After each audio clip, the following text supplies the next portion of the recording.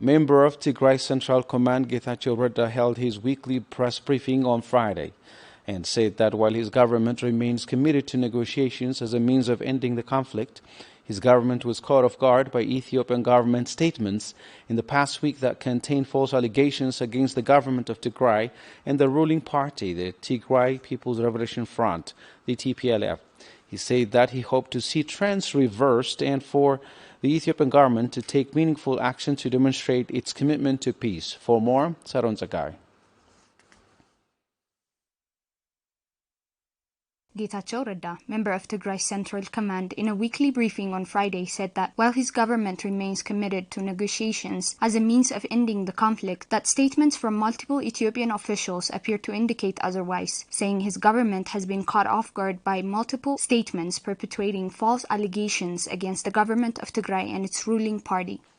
ሰላም ድሉ ዝብል ወገን ናይ ሰላም ድሌቱ ኣናውንስ ዝገበረሉ መዓልቲ መስለኒ ወድሕሪኡ ስዕቦም ዘለው ግዜያት ዘውጾም መግለጽታት ከም መንግስቲ ዘውጾም መግለጽታት Days after announcing it is ready for peace talks, we have contradictory statements coming out from the Ethiopian government. This makes you wonder if there are really any sincere efforts towards peace. There is a coordinated media campaign against the government and the people of Tigray, an intense smear campaign by the government of Ethiopia. It's trying to link every unrest in Ethiopia to the TPLF and the government like it used to before the truce. We don't believe that a force committed to ending this war through negotiation would dedicate so much of its time on fabricating such propaganda. Getachew indicated that the statement from the Ministry of Foreign Affairs was especially concerning and that the statement itself admits that the Ethiopian government is yet to investigate the matter but still went on to make its allegations. بوغن መንግስት ሱዳን ዝወፀ መግለጺ ሸውዓተ በጋጣሚ አብኢድ ወታደራት ኢትዮጵያ ዝኣተው ሸውዓተ ወታደራትን ሓደ ሲቪል A statement by the Sudanese government said that 7 of its soldiers and a civilian under the custody of the Ethiopian military were executed. The Ethiopian government did not deny the allegations, but in one part of its statement alleged the TPLF was supporting the Sudanese army, and in another part of the statement promised to investigate the matter, which tells us that there is lack of clarity on the matter, but you apparently don't need to investigate before you slander the TPLF. Getachew said that while his government believes that a peace talks are the way to go, his government understands that this is a two-way street and expects the Ethiopian government to demonstrate its commitment to a peaceful resolution of the conflict by ensuring that Amhara and Eritrean forces will not be an impediment to peace moving forward. ናይ ሰላም ድሌት እንተልዩሞ ዓንቀፍቲ ብናትና እምነት ሻዕብያን ሓይልታት አምሓራ በዋናነት ዓንቀፍቲ እዮም If Abiy's government is committed to peace, it should be able to demonstrate that it can manage Amhara and Eritrean forces, which we believe to be serious impediments to the peace process. If it's really committed to peace, it should be able to manage these forces. We believe that these forces cannot only hamper a peace process, but may also drag us back into war. Getachew also emphasized that a true process towards peace will have to be inclusive of all actors and address the varying challenges afflicting the nation. ኢትዮጵያ ከም ኢትዮጵያ ሀገር ከም ሀገር ኣብ ቅርቡ ላይ ኣትርከብ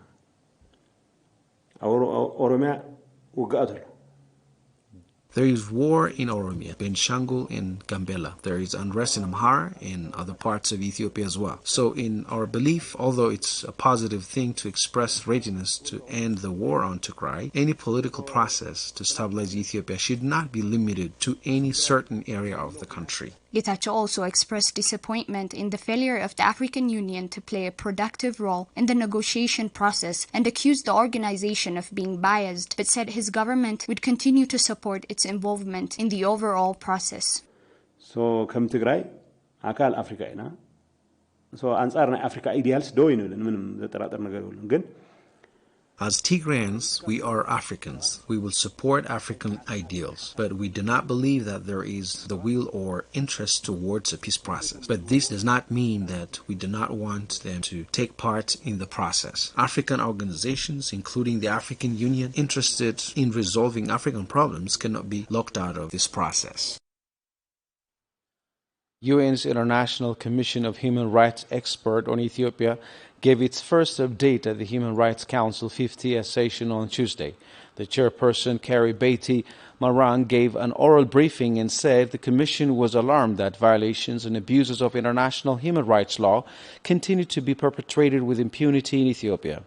The chairperson highlighted that the spread of violence and the dire humanitarian crisis has been made worse by lack of access to humanitarian assistance and persistent drought, worsening the suffering of millions in Ethiopia and the Horn in general. The chairperson also briefed on the progress of the Commission, saying it is currently seeking access to survivors, witnesses, victims, and stakeholders in countries neighboring Ethiopia. The chairperson also discussed the submission process for those who have information on data relevant to the Commission's mandate and urged all interested parties to respond, but did not specify how Tigrayans or other Ethiopian citizens living in areas where the Ethiopian government has imposed a communications blackout would be able to access this portal. The Commission has announced that the Ethiopian government has allowed Commission members to travel to Addis Ababa over the coming month, but said they were yet to be granted access to states including Tigray.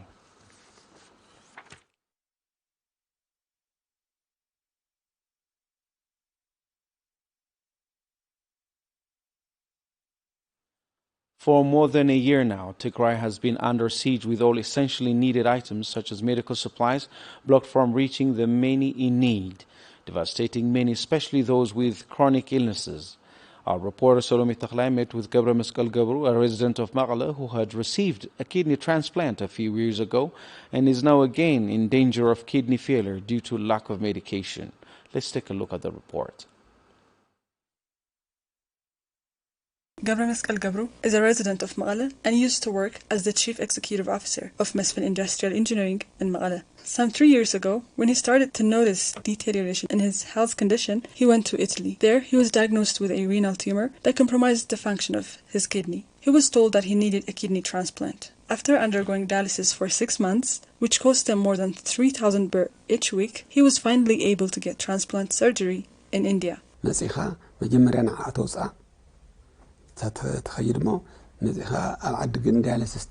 I was told to remove my kidney, go back to my country and undergo dialysis for some time and then back for a transplant. I was doing dialysis twice a week here for 6 months. 6 months later, I went back with my wife and my nephew who gave me the kidney. There, the transplant was done. The entire process cost Gabra Mescal about 4.5 million Ethiopian birr, money collected from friends, family members, and other entities. Following the transplant, he was prescribed with medication essential to maintain his health. Medicine that has not been available in Tigray for at least a year now due to the Ethiopian government's blockade on Tigray. Now he says he is once again at risk of kidney failure. While I was undergoing dialysis here in Magala, I spent 3,000 birr every week on average. There is a transportation fee as well. The medication for my kidney are not manufactured here, so I use it to get them from America or India. I was told by my doctor never to skip my medication. I had brought some medications with me at first. Now I have nothing, since there is nothing we can do. I'm using expired medication. Gabra Mescal says the world needs to go beyond rhetorical condemnation and call for an end to the siege on Tigray. Statements of concern do us no good. I am sad to see the world do nothing when all those atrocities are taking place in Tigray. Where is the world? What are they doing? Why are they watching idly by when genocide is being committed? Many in Tigray are asking the same question as Gabra Mescal. Why, a year into the siege on Tigray, has the world remained silent on the crisis in Tigray? For a year now, the Ethiopian government has blocked all essential items from reaching Tigray and discontinued all vital services. One of the most highly affected communities by the ongoing siege have been IDPs. Our reporter Winta Kidana met with Bahra Zannabe, a war veteran that has selflessly served his country for decades.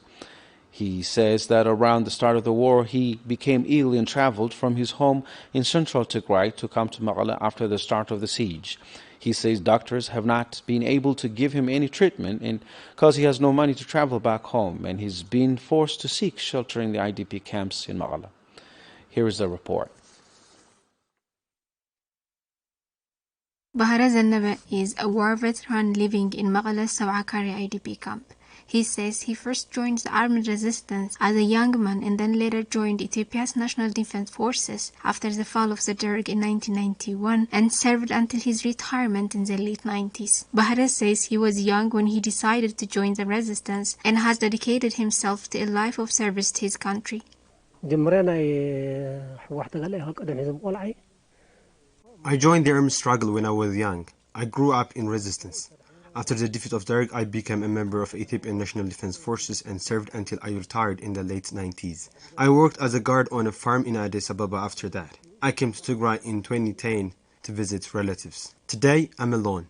I don't have anyone to help me. I didn't start a family because I spent my whole life defending this country.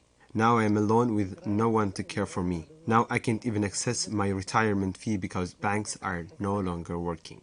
Bahare says he moved back to Tigray in 2010. He says his predominant income was his pension. For over 10 years, he lived in his home village in Endabat Ahma in central Tigray. But after the war, he says he started to feel ill and was taken to either hospital for treatment. He says sometime after, there was no more doctors at either hospital could do, and he had no means of transport to his home, so he was sent to an IDP camp here.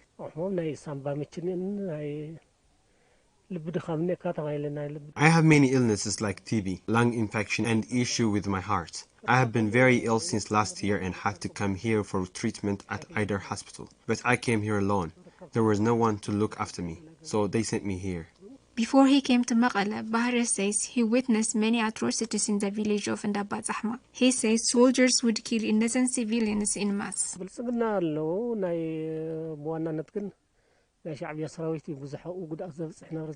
Ethiopian soldiers along with Eritreans committed horrific acts for that whole year. They killed whomever they could find and animals. Especially the Eritreans killed many civilians in our village. I myself saw them killing 11 unarmed farmers. Bahare says that he can't find his prescribed medication, and even if he did, it weakens him for further because he has nothing to eat.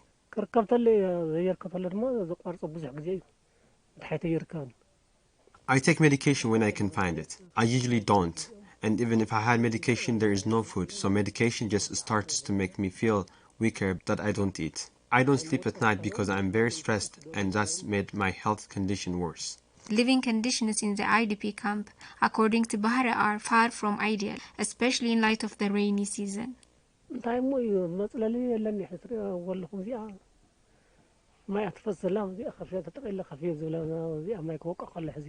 live in this plastic room. When it rains, water flows from all sides. I have to sit in the middle of room till the rain stops. I can't even begin to explain the cold here. I am always cold to my bones, especially my wounds from my army days. I am starting to feel pain there. Bahare says living conditions in Tigray are unbearable. He asks that the world should give attention to people in Tigray and do what it can to end the suffering.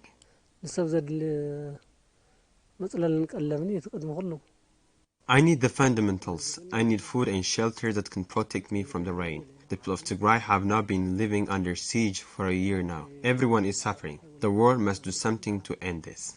Even today, almost 3 months into the humanitarian truce, the amount of food or medical assistance coming into Tigray is far below what is to be expected to accommodate needs on the ground. Assistance that could go a long way in supporting people like Bahare who are in dire need. Tigray is now home to more than 2 million IDPs, many of whom had been displaced from western Tigray due to an ethnic cleansing campaign, a deliberate and systematic operation that cost many their lives and property. Our reporters visited Hawalti High School in Maqala. It's now been close to 2 years since the camp has been repurposed to shelter IDPs from across the state. We met with several of them that tell us that they haven't received aid in months and have no access to medication and sanitation supplies. For more, Miron Imano. This is Hawalti High School, just one of over a dozen schools in Maqala to be repurposed to accommodate IDPs displaced from all parts of Tigray. This is Gabra Selassie. He was displaced from the district of Kafta Humera in western Tigray. He says days into the start of the war, Eritrean forces started to indiscriminately shell his small village, while Amhara forces and the Fano started to attack civilians, forcing him and many others to leave their homes and all their belongings behind in search of shelter. There was shelling from Eritrea and Amhara troops started to attack through Abdel Rafi, and some fled to Sudan. Those that had chosen to stay were tortured and killed. I came here to Maghala, but the rest of my family fled to Tembin. We were separated from 2 months before I went and brought them here. We've been living in this IDP camp for a year and a half now. Another IDP, Waldatin Sayaraya, was displaced from Ikadra. He says he witnessed the infamous massacre before he, along with his family members, decided to flee. We fled because they were killing Tagaru in Maikatra. We came all the way here on foot. We left all our belongings there. We saw many dead and their bodies left on the street for dogs to eat. The IDPs say living conditions at the IDP camp are far from ideal. They say they haven't received any assistance in months, not to mention lack of sanitation materials and medical supplies. We're starving, and the assistance we are getting is less than sufficient. We've received just 30 kilograms of wheat in 4 months. People are starving. Many are getting sick because they are hungry. There is no food or sanitation materials. It has been 3 months since we received any food assistance. People are dying due to lack of medication. I have asthma and lung. I also have a condition relating to my bowel. I was supposed to have surgery, but it had to be delayed because there are no medical supplies. I have difficulty controlling my urine sometimes. The IDPs plead with the world to do what it can to support people in Tigray that are being forced to live without even the most basic items. People are dying because they are hungry. There is no medication, no food. I urge the world to do something to help us. There are more than 2 million IDPs in Tigray who have been forced to leave their homes behind, only to find more trouble and hardship as the Ethiopian government continues to block vital services and humanitarian assistance. Almost a year into a deadly blockade that has seen Tigray practically sealed off from the world, 2 brave international reporters have made the journey into Tigray to report on the humanitarian situation on the ground. The reporters traveled as far as central and southeastern Tigray, reporting on the catastrophic humanitarian situation, seeing how the siege has affected children, mothers, IDPs, and other groups. Here's a short clip from their report.